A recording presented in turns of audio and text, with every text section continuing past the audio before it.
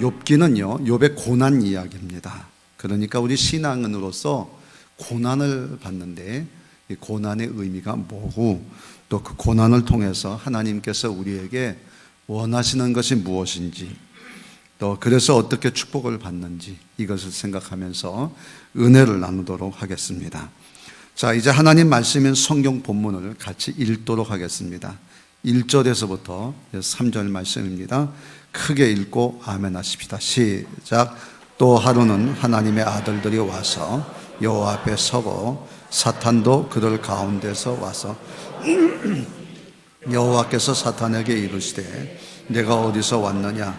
사탄이 여호와께 대답하여 이르되 땅을 두루 돌아 여기저기 다녀왔나이다. 여호와께서 사탄에게 이르시되 내가 내 종 욥을 주의하여 보았느냐? 그와 같이 온전하고 정직하여 하나님을 경외하며 악에서 떠난 자가 세상에 없느니라. 내가 나를 충동하여 까닭없이 그를 치게 하였어도 그가 여전히 자기 온전함을 굳게 지켰느니라. 아멘. 이제 또 하루는 해놓고 하나님의 아들들이 여호와 앞에 서고 사탄도 여호와 앞에 섰습니다. 그런데 하나님께서 사탄에게 말씀하시죠. 네가 어디서 왔느냐? 그랬더니 사탄이 땅을 두루 돌아다니다가 여기저기 돌아다니다가 왔나이다. 사탄은요, 오늘도 늘 관심이 여기저기 다니면서 삼킬 자를 찾고 있는 거예요. 그런데 하나님께서 사탄에게 물으시죠. 내가 내 종 욥을 주의하여 보았느냐? 이 사탄이요, 욥에게 엄청난 고난을 주고 난 다음에는 관심이 없어요. 사탄의 관심은 우리가 망하고 어려움 겪고 그것밖에는 관심이 없어요. 그 이후에 어떻게 될 건가 관심 없어요. 그러나 하나님의 관심은 사탄에게 이렇게 얘기합니다. 너 욥을 주의해 봤느냐? 나는 봤다. 나는 계속 보고 있다. 고난받는 욥이 어떻게 하는지 나 계속 보고 있다. 그러면서 하시는 말씀이 그와 같이 온전하고 정직하여 하나님을 경외하며 악에서 떠난 자가 세상에 없느니라. 하나님은 우리의 고난을 받고 있을 때에 끝까지 보고 계시고 관심 가지시고 그렇게 여기시는 거예요. 그러면서 내가 나를 충동하여 까닭없이 그를 치게 하였어도, 그러니까 이 사탄이 하나님과 막 이야기하는 중에 한번 좀 쳐봐라 말이야. 그렇게 쳤지만 그가 여전히 자기의 온전함을 굳게 지켰느니라. 자기 온전함을 하나님께서 그와 같이 온전함을 지금 보고 계시는데 지금 보니까 자기의 온전함을 지키고 있답니다. 여러분, 온전하라. 예수님께서 우리에게 말씀하기를 하나님의 온전하심 같이 너희도 온전하라 말씀하셨어요. 이 온전함은 하나님의 거예요. 우리 인간이 온전할 수 없어요. 하지만 주님께서는 우리에게 우리 인생의 목표, 신앙인의 목표는 뭐냐? 하나님의 온전함까지 가는 거예요. 예수 닮는 거예요. 여러분, 하나님이 보실 때 욥이 여전히 온전함을 지켰다. 무엇인 뜻입니까? 베드로가요, 밤새도록 고기를 잡았지만 한 마리도 잡지를 못했어요.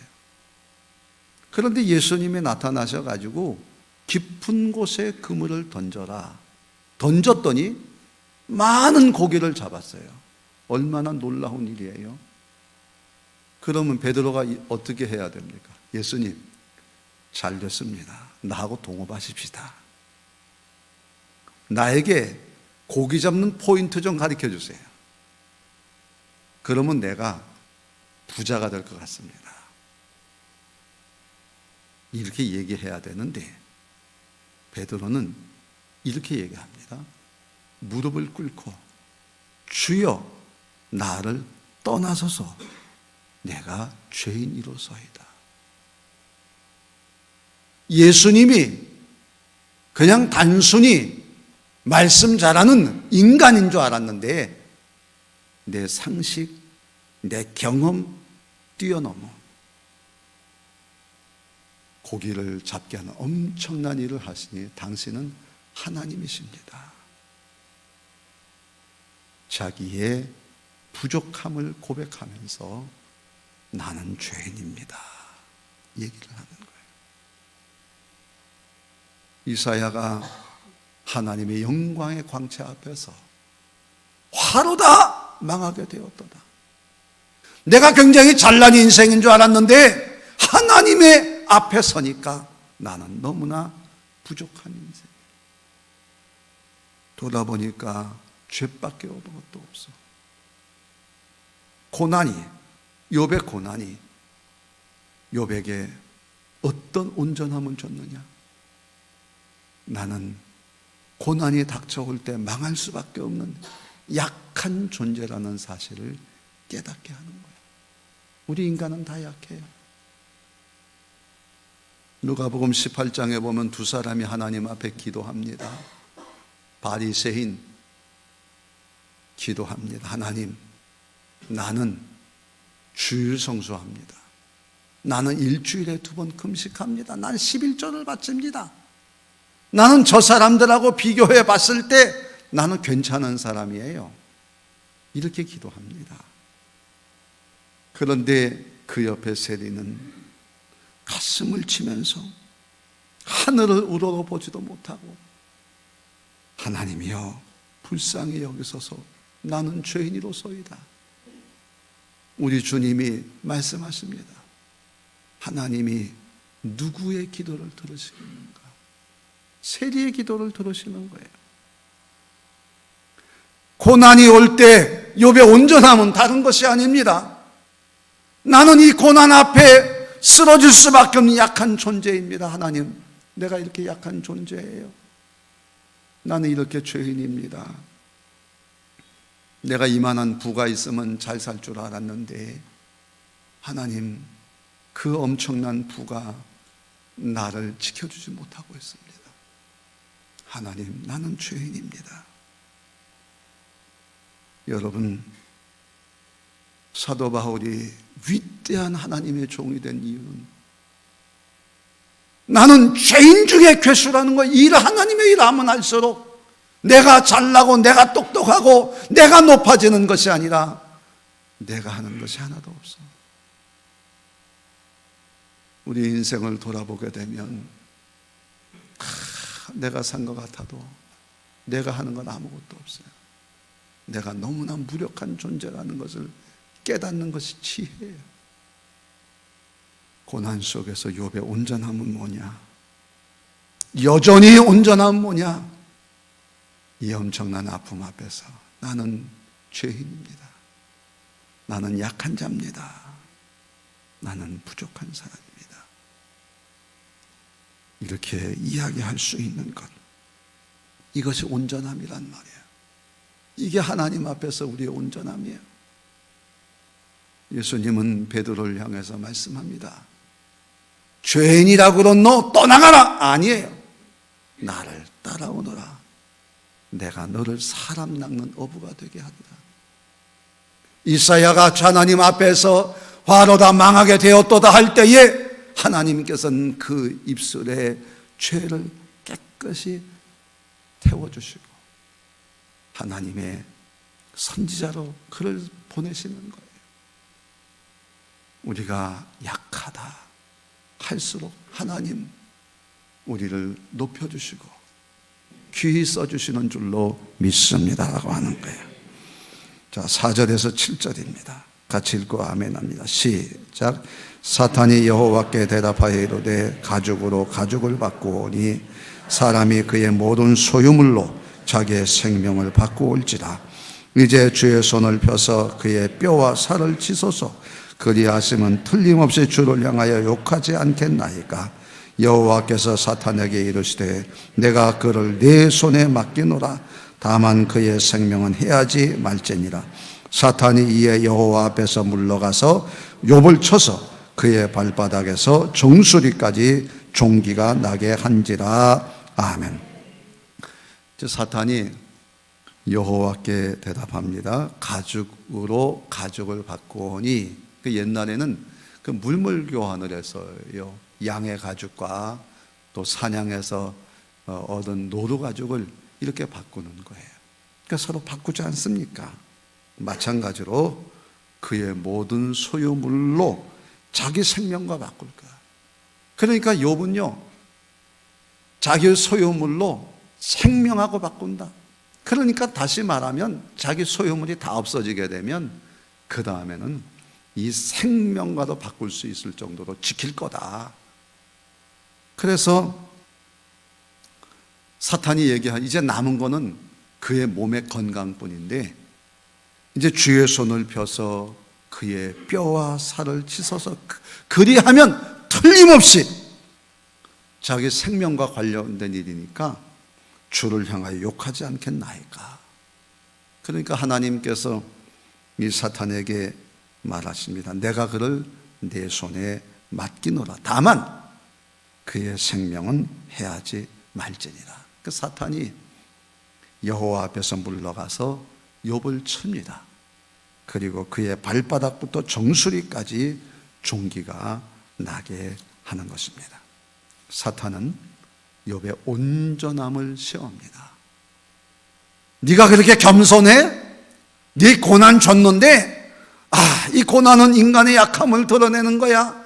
그래, 나는 아무것도 할 수 없는 인생이야. 네가 과연 그래? 네 마지막 남은 그 생명까지, 건강까지 가져가게 되면 네가 그래도 겸손할 수 있어?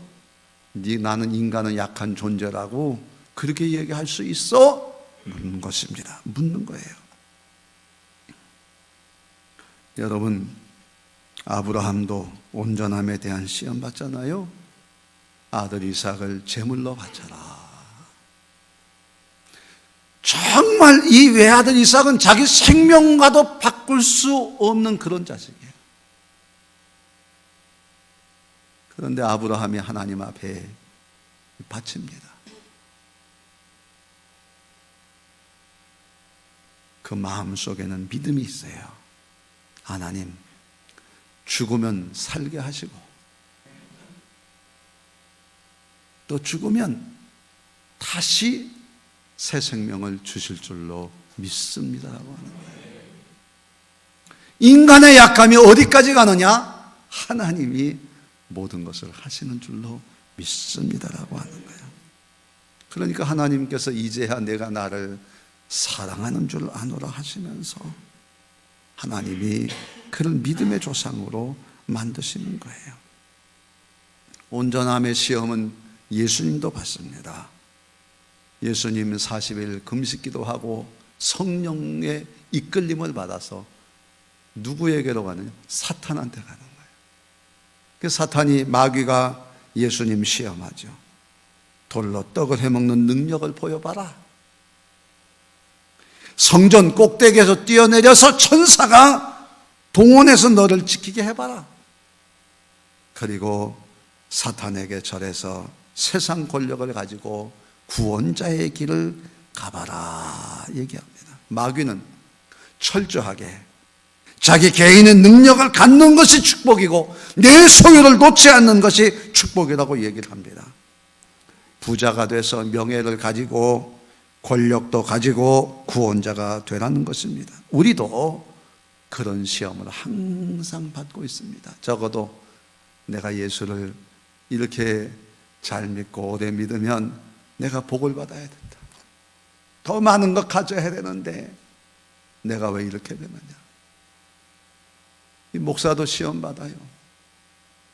내가 목사인데 그저 내가 여기서 기도해서 병 나아라 그러면 그냥 싹 낫는 막 기적이 일어나게 되면 얼마나 많은 사람들이 모일까 유혹을 받습니다. 그러나 역대로 병 고치는 기적 일으키는 많은 분들이 이단에다 빠져요. 자기가 내가 예수다, 재림 예수다, 그렇게 빠지기 쉬울 거예요. 우리는 언제나 내 능력, 내 힘, 이것만이 내 것이라고 하지만 우리 주님이 사람이 떡으로만 사는 것이 아니요, 하나님의 입에서 나오는 말씀으로 산다. 주 너의 하나님을 시험하지 말라. 하나님만 경배하라. 하나님만이 능력이 되신다고 철저하게 눕히자 마귀는 떠나가고 천사들이 수종을 들었던 것입니다. 이스라엘이 시험을 받지 않습니까? 가나안 정탐꾼 10명이 우리는 절대로 들어갈 수 없다. 하나님께서 말씀합니다. 너의 말이 내 귀에 들린 대로 내가 내게 응하리라. 안 된다고 하니까 다 못 들어가는 거예요. 반면 2명 믿음의 사람 여호수아와 갈렙은 사탄의 유혹에 넘어지지 않고 하나님만 바라보고 가나안 땅에 들어가게 됩니다. 여러분, 탕자가 되는 시험에 빠지지 않기를 주의 이름으로 축원합니다. 사탄은 하나님과 사람과의 신뢰와 사랑의 관계를 깨뜨리려고 궁리하고 있는 거예요. 사탄은 욥의 온몸에 종기가 나게 합니다. 생명에는 지장이 없습니다마는 여전히 사탄은 욥의 온전함을 깨뜨리는 거예요. 욥의 마지막 남은 건강을 빼앗으면 온전함이 무너질 것이라고 했지만 욥은 이 사탄의 시험을 넘어지지 않습니다. 온전한 사람은 항상 시험이 있습니다. 그런데 하나님을 떠나지 않아요. 시험에 빠지지 않습니다. 여러분, 사탄의 시험에서 승리하는 여러분 되기를 주의 이름으로 축원합니다. 자, 8절에서 10절입니다. 크게 읽고 아멘 합시다. 시작. 욥이 제 가운데 앉아서 질그릇 조각을 가져다가 몸을 긁고 있더니 그의 아내가 그에게 이르되 당신이 그래도 자기 온전함을 굳게 지키느냐? 하나님을 욕하고 죽으라. 그가 이르되 그대의 말이 한 어리석은 여자의 말 같도다. 우리가 하나님께 복을 받았은즉 화도 받지 아니하겠느냐 하고 이 모든 일에 욥이 입술로 범죄하지 아니하니라. 아멘. 욥이 제 가운데 불다 태운 그런 제 쓰레기장이에요. 그런 곳에 앉아서 질그릇 조각을 가져다가 몸을 긁고 있습니다. 쟤는 동시에 우리를 치료하는 또 치료제이기도 한 거예요. 그런 모습을 아내가 보면서 하는 말이 당신이 그래도 자기 온전함을 굳게 지키느냐? 하나님 욕하고 죽어라! 이렇게 얘기를 합니다. 욥이 하는 말입니다. 그대의 말이 어리석은 여자의 말 같도다. 우리가 하나님께 복을 받았은즉 화도 받지 않겠느냐 하고 이 모든 일에 욥이 입술로 범죄하지 아니하니라. 욥의 자기 주장은 분명합니다. 하나님을 여전히 신뢰한다는 것입니다. 나는 약하고 사탄의 시험이 있다고 할지라도 나는 하나님만이 모든 것을 해 주실 줄로 믿습니다라고 하는 거예요.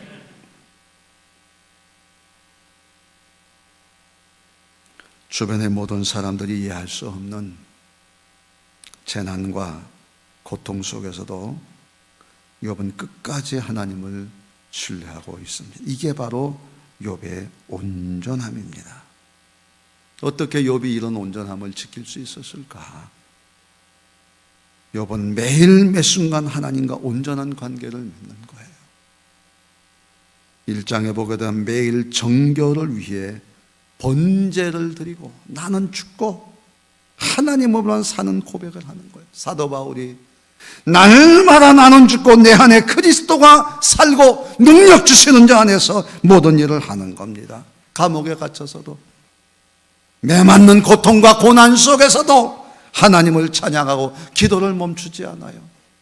그러니까 하나님께서 감옥의 문만 열리시는 것이 아니라 복음의 문도 여셔서 그 빌립보에 교회를 세우게 하시는 것입니다. 사랑하는 여러분, 우리의 사명은 딱 한 가지예요. 하나님만이 모든 것을 하시는 줄로 믿습니다라고 하는, 이거를 우리가 보여주는 거예요. 끝까지 하나님과의 온전한 관계 속에서 정말 우리 인생의 목적은 하나님이 모든 것을 하시는 줄로 믿습니다. 예수님은 십자가에 달려서 엘리 엘리 라마 사박다니, 나의 하나님 나의 하나님 어찌하여 나를 버리시나이까. 정말 그 고통이 심하지만 끝까지 하나님을 붙잡습니다. 우리 하나님께서는 죽은 자 가운데서 예수님을 3일 만에 다시 살리시는 거예요. 우리가 하나님의 영광의 사명을 가지고 죽으면 하나님이 책임지시고 하나님이 우리로 하여금 승리케 하실 줄로 믿습니다라고. 욥의 온전은 하나님을 꽉 붙잡는 것입니다. 고난이 왔을 때 우리 인생이 얼마나 약한지를 깨닫고, 사탄의 시험이 왔을 때 하나님을 떠나지 아니하고, 그리고 하나님을 끝까지 붙잡는 이것이 온전함이란 말이에요. 지난 주간에 농촌교회 미자립교회 교육자 수련회를 다녀왔어요. 우리 노회하고 자매결연한 노회인데 저는 노회 대표로 자비량 강사로 참석을 했습니다. 대부분 산골 지역에서 어렵게 목회들을 하세요. 교인들이 몇 명이냐, 그러니까 그 산골 지역에 노인 2명, 대부분이 5명, 그저 거기에서 넘나드는, 생활이 다 어려워요. 비행기를 그렇게 타고 싶었는데 80% 이상이 다 처음 타보면서 너무나 비행기 타면서 그냥 감격을 하는 거예요. 그래서 이제 위로 수련회를 이제 했는데, 이제 홍콩에 가가지고 도풍산 교회 가고, 또 칼 규출라프 선교사 묘지, 이 칼 규출라프는 우리나라의 백령도에 와가지고 우리나라 말로 주기도문을 번역도 해주시고, 그 다음에 너무 배고픈 사람들을 보면서 감자씨를 줬어요.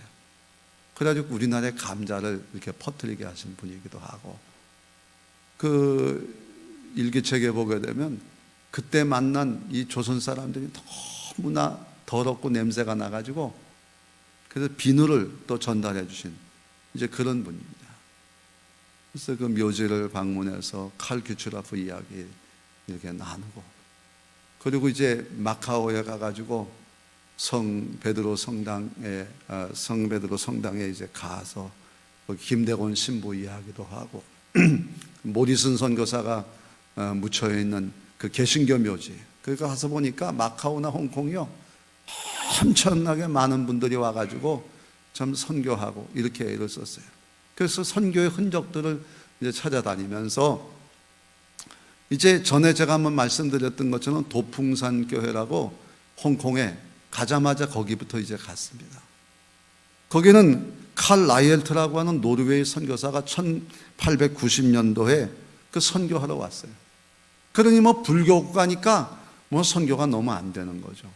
참 이들을 선교하기 위해서 어떻게 해야 되겠나. 이 칼 라이엘트 선교사가 이 승려들이 입는 옷을 입습니다. 그리고 아예 절간에 들어가요. 그리고 그들과 같이 사는 거예요. 그러니까 노르웨이 선교본부에서는 아유 저 사람 배교했구나 이래가지고 선교비 다 끊어버립니다.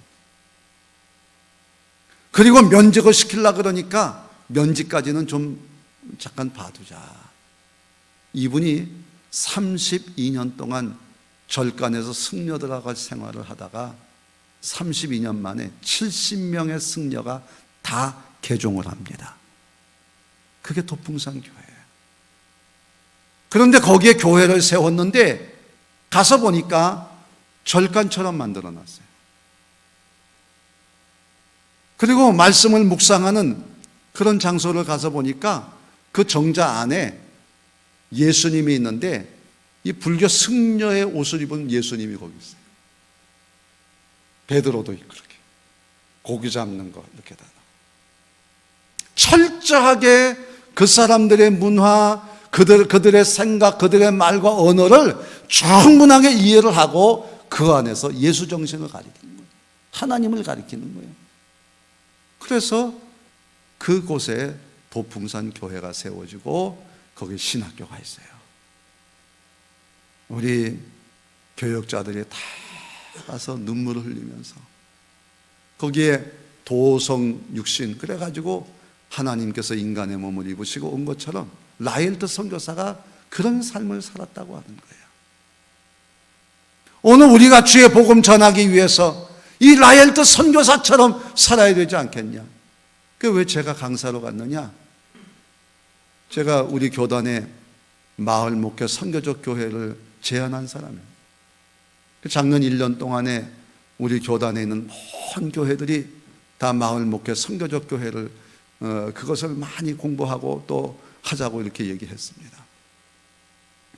그런데 그곳에 이제 마을 목회 이제 저보고 이제 밤에 이제 강의를 하라 그러는데 제가 강의하면서 이렇게 얘기를 했습니다. 여러분, 마을 목회하고 선교적 교회를 하면 교인들이 좋아합니까?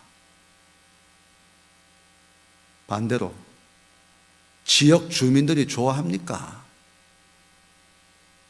미안하지만 교인도 싫어해요. 지역 주민들도 싫어해요. 왜 우리 밥그릇 빼앗냐고. 거기에 마을 목회 하시는 목사님 내외가 왔는데 그냥 저를 보고 사모님이 펑펑 울어요. 이분은 처음에 교회를 7년 전에 가니까 교인이 2명밖에 없어요. 이 교회를 어떻게 살려면 좋겠나 해가지고 지금 뭘 하냐면 누룽지 공장을 해요. 누룽지 공장. 그래가지고 거기에 다문화 가정에 또 와서 일을 하고 그 다음에 귀촌한 분들이 대부분 도시에서 실패해가지고 고향에 찾아오는 분들이 같이 와서 일을 해요. 그래서 교인이 거기서 일하는 그 공장 때문에 2명이 12명의 교인이 됐어요.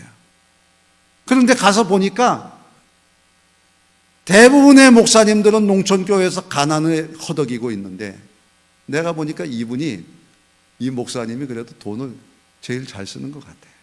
여유가 있어요.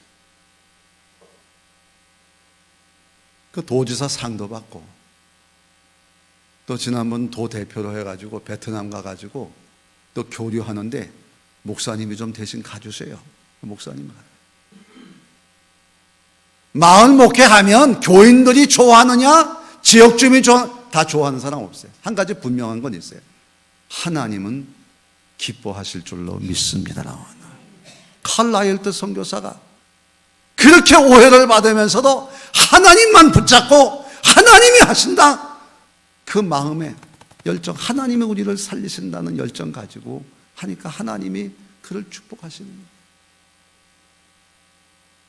오늘 우리는 다른 교회가 하지 않는 마을 목회, 선교적 교회를 앞장서서 하다 보니까 뭐 오해 아닌 오해도 많이 받습니다. 그러나 한 가지는 분명합니다. 전도할 데 없다고, 갈 데 없다고 그러는데 우리 교회학교 전도사님들, 뭐 교사들 갈 데 없다고 전도 안 하겠대. 그런데 여기 찾아온 어린 아이들과 부모들 전도만 해도 그거 얼마나 잘 되겠습니까? 여러분 위해서 기도해 주시기를 바랍니다. 하나님이 분명히 열매를 맺게 해 주실 줄로 믿습니다. 욥의 온전함은 하나님을 끝까지 붙잡는 거예요. 욥이 어떻게 됩니까? 욥기 마지막 장에 하나님은 못하실 것이 없사오니 이 고백을 할 때 하나님께서 그에게 배의 축복을 더하시는 것이에요. 오늘도 우리는 고난 속에서 우리 인간의 약함을 깨닫는 온전함, 그러나 온전함은 사탄이 우리를 항상 시험하고 있다는 것 이상히 여기지 말고 하나님을 끝까지 붙잡아서 하나님의 주시는 은혜로 승리하는 여러분 되기를 주의 이름으로 축원합니다. 기도하십니다.